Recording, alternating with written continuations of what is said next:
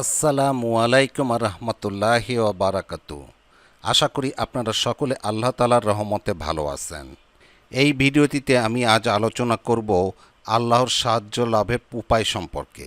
তো চলুন আমরা জেনে নিই হাদিস ও কোরআনের আলোকে। মধু পেতে গেলে মৌমাছির কামড় সহ্য করতে হয়। গোলাপ আহরণ করতে গেলে আঙুলে কাঁটা ফোঁটার জন্য প্রস্তুত থাকতে হয়। তেমনি জান্নাত পেতে গেলে কাঁটা বিছানো রাস্তায় চলতে হবে। বিলাসিতাকে ডাস্টবিনে নিক্ষেপ করতে হবে। সব ধরনের রিয়া ও অহংকার পায়ের তলে দাবাতে হবে। আল্লাহর ওয়াস্তে সব কষ্ট হাসি মুখে বরণ করে নিতে হবে।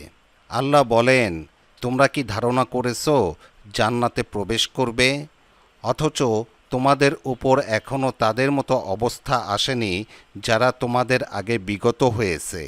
নানা ধরনের বিপদ ও দুঃখ কষ্ট তাদের স্পর্শ করেছিল এবং তারা ভীতকম্পিত হয়েছিল। অবশেষে রাসূল ও তার সাথী মুমিনরা বলতে বাধ্য হয়েছিল যে কখন আল্লাহর সাহায্য আসবে। জেনে রাখো, নিশ্চয়ই আল্লাহর সাহায্য অতীব নিকটবর্তী। সূরা বাকারা আয়াত 214। নবী ও তাদের সাথীদের যদি এমন অবস্থা হয়, তাহলে পাপে নিমজ্জিত পৃথিবীতে আমাদের মতো গুনাহগারদের আরও কত মহাপরীক্ষার সম্মুখীন হতে হবে। হাদিসের ভাষ্য মতে দুনিয়া মুমিনের জন্য জেলখানা এবং কাফিরদের জন্য জান্নাত।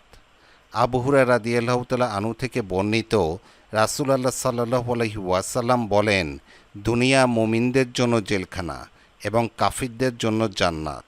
সূত্র মুসলিম, হাদিস নম্বর 7307। আলোচ্য হাদিসের ব্যাখ্যা হল, পরকালের অফুরন্ত সুখ বা দুঃখের বিবেচনায় দুনিয়ার জীবন মানুষের জন্য কারাগার বা জান্নাত। দুনিয়ায় বহু লড়াই সংগ্রাম, ত্যাগ তিতিক্ষার পর পরকালে আল্লাহর সঙ্গে সাক্ষাৎ হবে এবং সুখময় জান্নাত পাওয়া যাবে। পবিত্র কোরআনে আল্লাহ বলেন, হে মানুষ, তুমি তোমার রবের কাছে পৌঁছা পর্যন্ত কঠোর সাধনা করতে থাকো, পরে তুমি তার সাক্ষাৎ লাভ করবে। সূরা ইনশিকাক আয়াত 6। মহান আল্লাহ আমাদের সব কিছু সহজ করে দিন। জান্নাতবাসীদের লিস্টে আমাদের নাম লিখে দিন।